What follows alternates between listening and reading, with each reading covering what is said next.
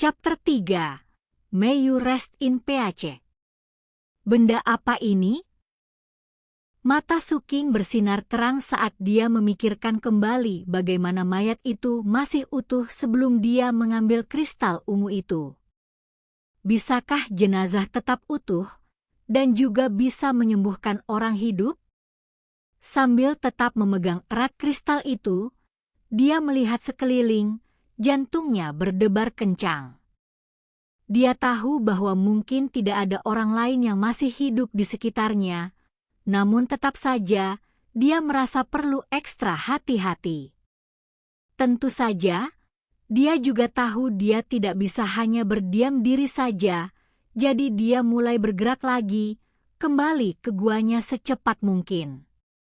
Saat dia bergerak, dia menyadari bahwa lukanya tidak hanya sembuh dengan cepat, tetapi rasa lelahnya juga berkurang. Dia saat ini berlari dengan kecepatan yang, biasanya, dia hanya bisa bertahan sekitar 1 jam. Namun, dia sudah berlari lebih dari 1 jam, dan dia merasa baik-baik saja. Faktanya, dia masih penuh energi. Dia bahkan mampu menyambar seekor burung yang jatuh saat dia bergerak di sepanjang jalan. Dia tidak membunuhnya.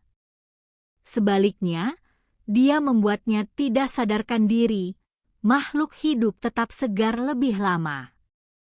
Akhirnya, dia sampai di gua. Masih ada waktu sebelum malam tiba, tapi dia sudah ada di sini. Meskipun suasana hatinya sedang baik, dia tidak tiba-tiba menjadi ceroboh. Dia tahu bahwa, mungkin karena terbukanya mata dewa dan terciptanya wilayah terlarang, binatang mutan bukanlah satu-satunya yang keluar di malam hari. Ada juga yang jelek. Bahkan di daerah kumuh tempat dia dibesarkan, dia pernah mendengar cerita tentang monster yang muncul di tempat di mana banyak orang meninggal. Tawa yang sesekali dia dengar dalam kegelapan berasal dari salah satu makhluk tersebut. Semua orang tahu bahwa Anda tidak boleh melihat, menyentuh, atau bahkan mendekati sesuatu yang kotor. Berdasarkan pengalaman Suking, mereka selalu keluar pada malam hari. Namun, dia tidak tahu pasti apakah mereka bisa muncul di siang hari juga. Oleh karena itu, dia tidak melambat ketika melihat guanya di kejauhan. Bergerak dengan kecepatan tinggi, dia menembak ke dalam, lalu dengan cepat menutup celah tersebut. Baru kemudian dia duduk bersila dan membuka tangannya. Cahaya ungu memancar ke atas, menerangi keseluruhan gua kecil, dan menyebabkan mata Suking berkilauan dengan warna yang sama. Dengan fokus penuh, dia menatap kristal itu. Benda itu panjang dan tipis, kira-kira seukuran salah satu jarinya, dan tampak seperti ada sesuatu yang lembut dan berbulu halus di dalamnya. Faktanya, cahaya ungu berasal dari zat di dalam kristal. Setelah beberapa saat, sebuah pemikiran muncul di benaknya. Apakah lukaku sudah sembuh? Sambil membuka jaket kulit itu, dia melihat ke bawah dan melihat lukanya sudah sekitar 90% sembuh. Bagian yang tidak sembuh tidak membutuhkan waktu lama untuk kembali normal, dan jaringan parut di tepi luka mulai memudar. Mengingat betapa kerasnya dia berlari, dan bagaimana dia tidak merasa lelah, Suking sudah sampai pada beberapa kesimpulan tentang kristal ini. Sudah jelas bahwa item tersebut memiliki sifat restoratif. Itu bisa menyembuhkan luka, memulihkan kekuatan seseorang, dan menambah kekuatan hidup seseorang. Aku ingin tahu apakah ia melakukan hal lain, pikirnya, matanya bersinar sambil berpikir. Dia tidak yakin apakah kristal ungu ini ada hubungannya dengan terbukanya mata dewa, tapi sepertinya kemungkinan itu bagus. Bagaimanapun juga, Itu adalah harta yang berharga. Sepanjang hidupnya dia belum pernah mendengar sesuatu yang begitu spektakuler. Dengan memiliki sesuatu yang berguna seperti ini, dia mungkin juga memiliki kehidupan kedua. Namun, satu-satunya alasan dia berhasil mendapatkannya adalah karena dialah satu-satunya orang yang hidup di kota yang menemukannya. Begitu hujan darah berhenti, dan dia pergi, bagaimana mungkin dia bisa menjaga benda itu tetap aman? Dia harus memikirkan cara yang baik untuk menyembunyikan kristal ungu. Setelah berpikir beberapa lama, dia mengeluarkan burung tak sadarkan diri yang dia ambil sebelumnya.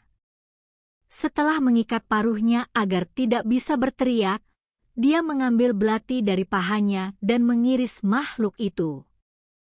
Burung itu berjuang dengan sia-sia saat Suking kemudian mendorong kristal ungu ke dalam lukanya.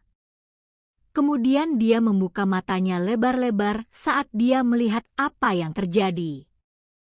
Meski burung itu meronta, udaranya beriak dan mengalir dengan kekuatan roh.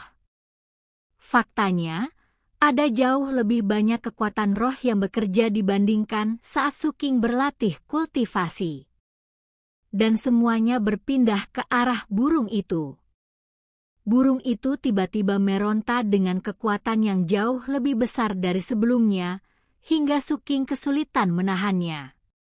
Itu menyebabkan matanya semakin melebar. Burung itu menjadi tidak terkendali. Biasanya hanya perlu sedikit usaha untuk mematahkan leher burung.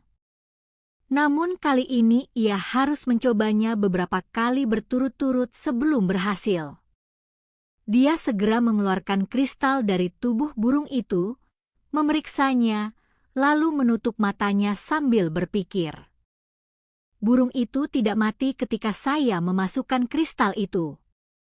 Sebaliknya, ia menerima aliran kekuatan roh. Dan itu juga menjadi lebih kuat. Menurutku, kristal ini tidak berbahaya. Sesaat kemudian, dia membuka matanya dan, dengan tekad penuh, memasukkan kristal ungu itu ke dalam luka yang masih menutup di dadanya. Rasa sakit melanda dirinya, tapi dia mengertakkan gigi dan mengabaikannya. Tidak ada tempat yang lebih aman untuk menyembunyikan benda ini selain di dalam tubuhnya sendiri. Selain itu, eksperimennya beberapa saat lalu membuktikan bahwa memiliki benda itu di dalam dirinya akan membawa manfaat yang signifikan. Saat kristal itu masuk ke dalam dirinya, lukanya terus sembuh, dan pada saat yang sama, dia merasakan dirinya gemetar. Kemudian dia melihat aliran kekuatan roh yang melampaui apapun dari eksperimen burung, mengalir ke arahnya dari segala arah, bahkan dari dalam tanah. Volumenya sangat mencengangkan sehingga kulit Suking berubah warna menjadi hijau pucat. Pada saat yang sama, rasa dingin yang luar biasa memenuhi dirinya dari ujung kepala sampai ujung kaki. Itu karena tingginya tingkat mutagen dalam kekuatan roh. Namun, Suking sudah siap untuk itu sejak awal. Tanpa ragu-ragu, dia mulai menggunakan mantra laut dan gunung. Saat dia melakukannya, kekuatan roh yang masuk ke dalam dirinya terpisah dari mutagen. Oleh karena itu, hanya kekuatan roh murni yang mengalir melalui meridiannya dan masuk ke dalam tubuhnya. Sesaat kemudian, suara letupan terdengar dari dalam dirinya. Seolah-olah lumpur yang mencekik bagian dalam tubuhnya dibersihkan. Pada saat yang sama, daging dan darahnya terasa segar dan sehat. Dalam benaknya muncul gambaran seorang goblin, sangat hidup dan energik. Meskipun mantra laut dan gunung adalah teknik kultivasi, itu bukanlah sihir kultivasi, melainkan metode penyempurnaan tubuh. Itu dibagi menjadi 10 tingkat yang sesuai dengan 10 tingkat kondensasi Qi. Slip bambu miliknya memberikan pengenalan yang jelas, menjelaskan bahwa setiap level memberikan kekuatan seekor harimau. Kekuatan 5 harimau akhirnya digabungkan untuk menghasilkan kekuatan seorang goblin. dan kekuatan dua goblin digabungkan menjadi kekuatan seorang hobgoblin. Menurut pepatah populer, goblin bisa memindahkan gunung, hobgoblin bisa mengangkut lautan. Dan dengan demikian, nama teknik tersebut menjadi mantra laut dan gunung. Kristal ungu di dadanya seperti pusaran air, terus berputar sambil menyedot banyak kekuatan roh. Kultivasi Suking meningkat secara dramatis. Sulit untuk mengatakan berapa lama waktu berlalu, tetapi akhirnya, suara letupan di dalam dirinya menjadi semakin intens. Kotoran keluar dari pori-pori tubuhnya dan aroma berbahaya memenuhi gua kecil itu. Saat kotoran muncul, tubuh Suking berkilauan seperti embun pagi. Meski wajahnya dipenuhi kotoran menjijikan, itu jelas lebih cerah dari sebelumnya. Lebih banyak waktu berlalu. Akhirnya, aliran kekuatan roh berhenti, dan Suking membuka matanya. Kali ini, mereka berkilauan dengan cahaya ungu. Dia melihat sekeliling, tertegun. Gua itu gelap gulita, tapi dia sebenarnya bisa melihat semuanya dengan jelas. Selanjutnya, dia menatap dirinya sendiri, dan ekspresi ketidakpercayaan memenuhi wajahnya. Perasaan ini. Sambil berdiri, dia meluncurkan pukulan eksperimental, dan angin kencang menerpa gua. Gua itu terlalu kecil untuk menguji seberapa cepat dia bisa berlari, tapi berdasarkan sensasi yang datang dari lengan dan kakinya, dia tahu bahwa dia pasti telah melampaui kemampuannya sebelumnya. Mengulurkan tangan kanannya, dia menarik kembali lengan baju yang menutupi lengan kirinya. Ketika dia melihat bercak hitam seukuran kuku di sana, dia menarik napas dalam-dalam. Jadi, saya mencapai kondensasi Ki tingkat pertama. Menurut keterangan di batang bambunya, bintik hitam itu merupakan bercak mutasi. Saat mempraktekkan mantra laut dan gunung, noda mutasi itu seharusnya muncul di lengan kiri. Setiap kali dia naik level, noda baru akan muncul.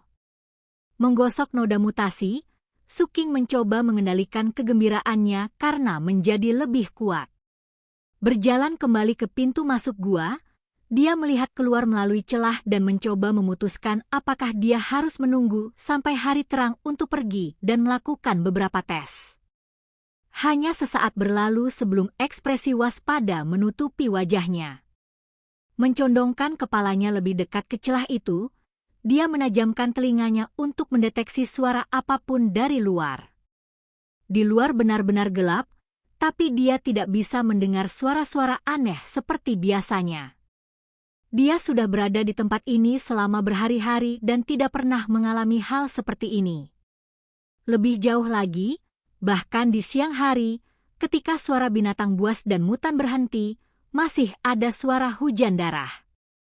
Tapi saat ini, dia tidak bisa mendengar suara hujan. Jangan bilang padaku.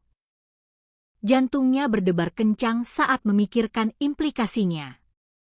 Dia menunggu dalam diam beberapa saat, sampai sinar matahari yang menyilaukan menyinari, memasuki celah pintu masuk gua, dan menerangi segala sesuatu di dalamnya.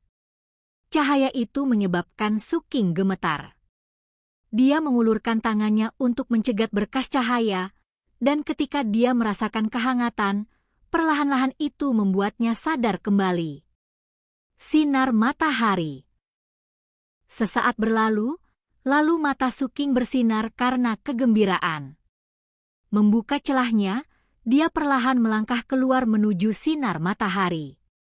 Mendongak, dia tidak melihat satu pun awan gelap yang memenuhi langit sebelumnya.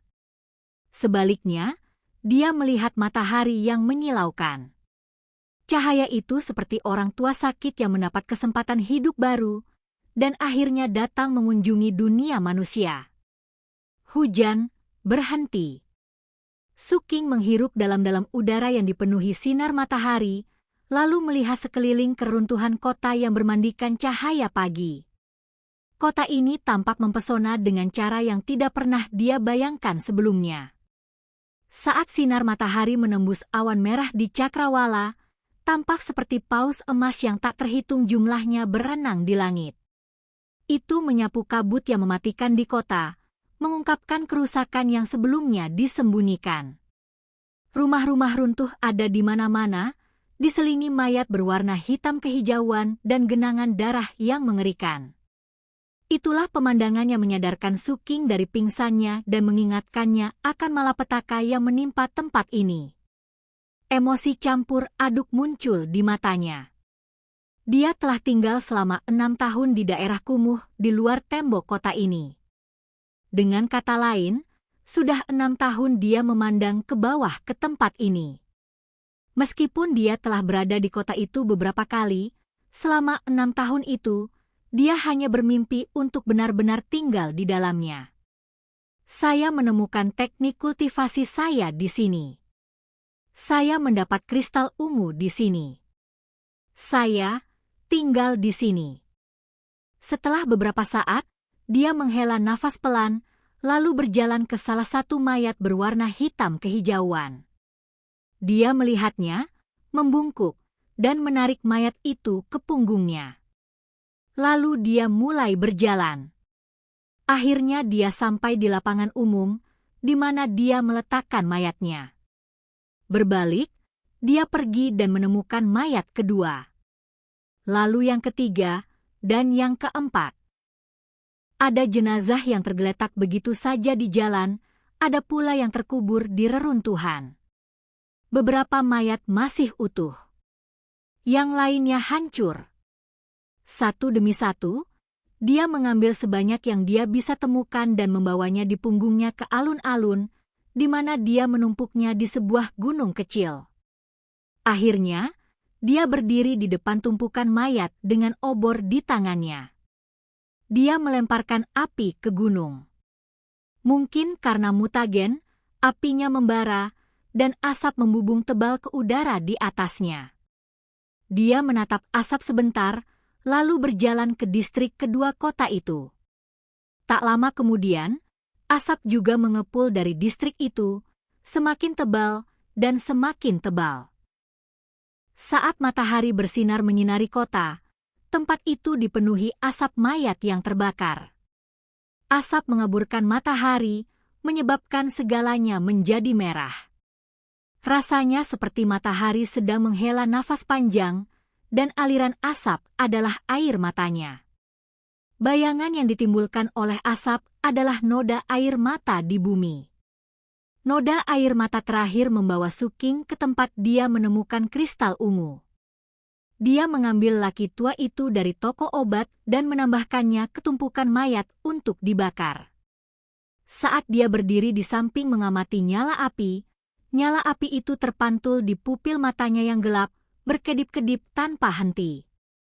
Ujung rambut Su King yang panjang dan acak-acakan melengkung karena panas. Akhirnya, dia menggenggam tangannya dan membungkuk dalam-dalam. Semoga kamu beristirahat dengan tenang. Nyala api semakin membara, mengirimkan percikan api seperti gumpalan bunga dandelion yang melayang tertiup angin. Namun, asap yang mengepul mengandung penyesalan dan pembangkangan tanpa akhir yang tidak akan pernah bisa dihilangkan. Itu menjulang tinggi, seperti bekas luka di langit. Tidak penting dan tidak ada gunanya. Beberapa saat kemudian, suara langkah kaki terdengar. Dan kemudian, suara aneh dan membingungkan berbicara dari belakang Su King. Saya bertanya-tanya mengapa saya tidak melihat satupun mayat di sekitar sini. Ternyata seorang bocah kurus membuang-buang energinya untuk mengkremasi mereka. Ah, terserah. Karena kamu sangat merindukan mereka, aku akan membantumu bergabung dengan mereka. Su King berputar di tempatnya.